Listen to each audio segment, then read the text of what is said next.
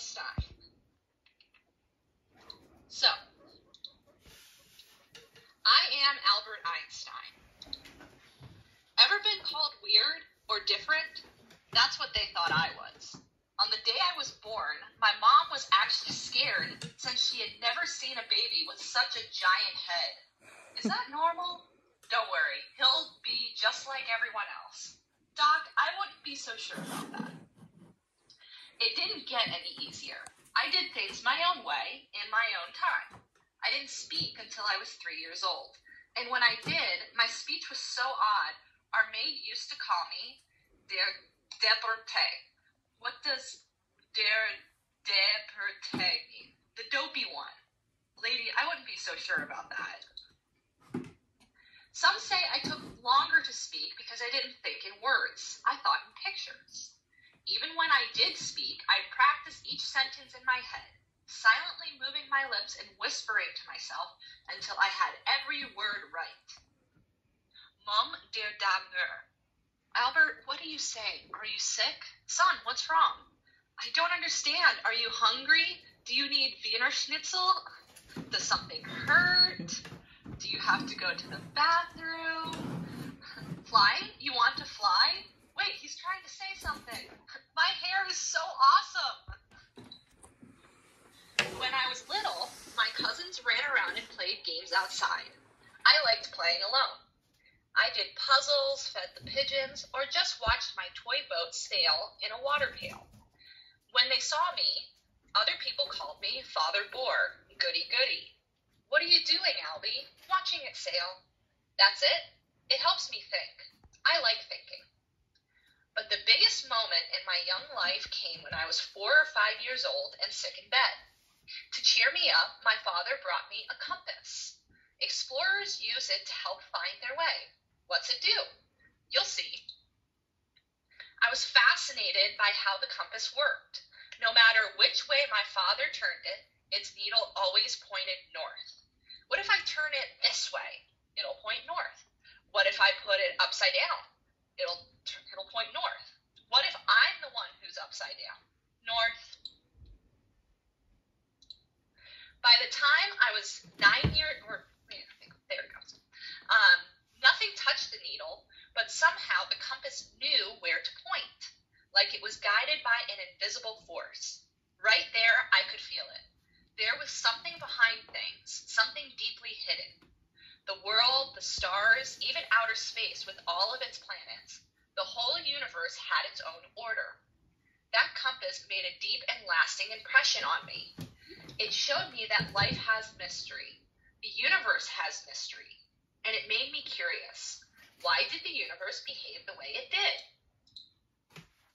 By the time I was 9 years old, I would make complex structures with my blocks and tall houses of cards.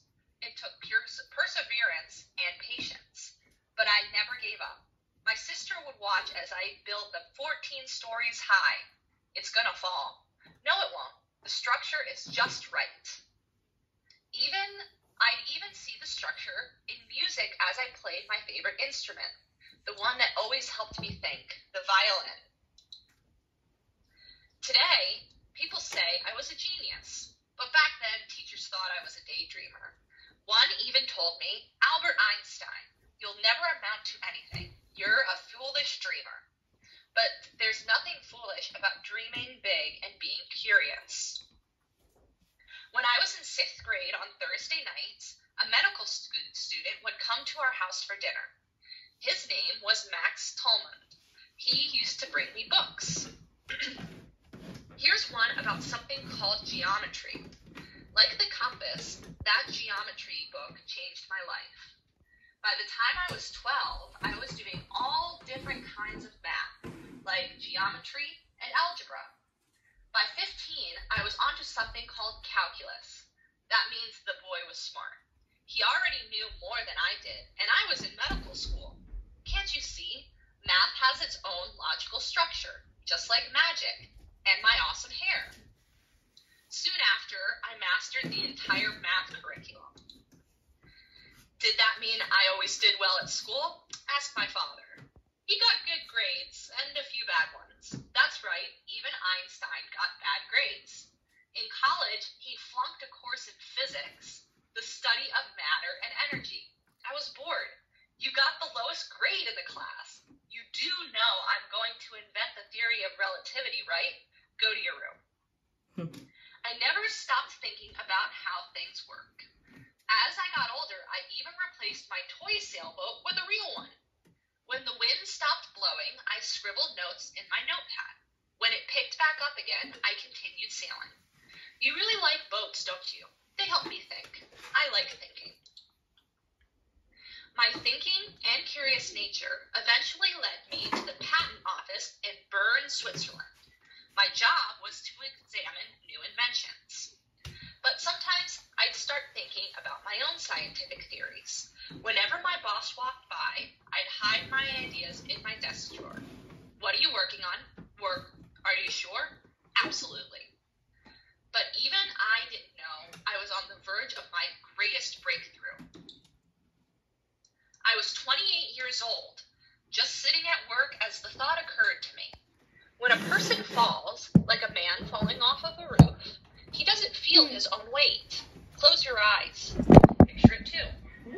As the man falls, if he opens his pockets, everything inside floats there next to him.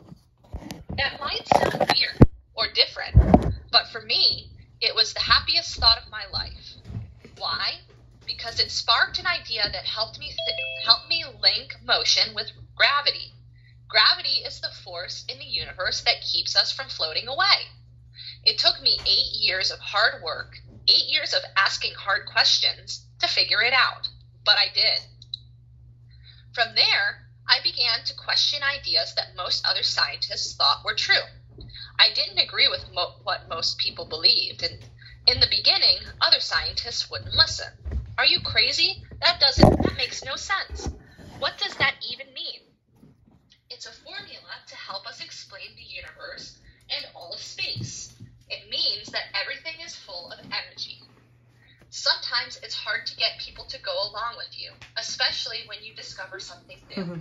But I promise you, if you keep at it, it'll be worth it. What do you win? The Nobel Prize in Physics. That's amazing. My theory of relativity forever changed how we understand the universe. Even better, you know your hair is awesome, right? I keep telling people that. In my life, I was always thinking, always asking questions. But the most important one I asked was why. That's okay. Never stop asking why. Never stop trying to figure out how the world works. And never lose that feeling of excitement as you try to find the answer. Curiosity is one of the most powerful forces of nature. It can take you places no one's ever been, and let you do things no one's ever done. Will that make you weird or different? Who cares if it does? Every single one of us is different. No one on this planet is just like you. Being different is what makes you special. So find what you love, learn everything you can about it, and share the best parts with anyone who will listen. You never know who you'll inspire. His hair really is awesome. I was thinking the exact same thing. I am Albert Einstein.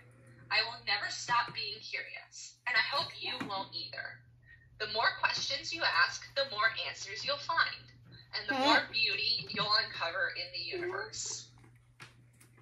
Great story. The most important thing is not to stop questioning. Curiosity has its own reason for existing. One cannot help but be in awe when he contemplates the mysteries of eternity, of life, and the marvelous structure of reality. And that's a quote from Albert Einstein. So here is a timeline, as well as a really funny picture that was taken on his 72nd birthday that I see a lot, actually. And that's it. Thank you so much. That's a really good book. Einstein. Puppy Einstein, Albert Einstein. He looks like him.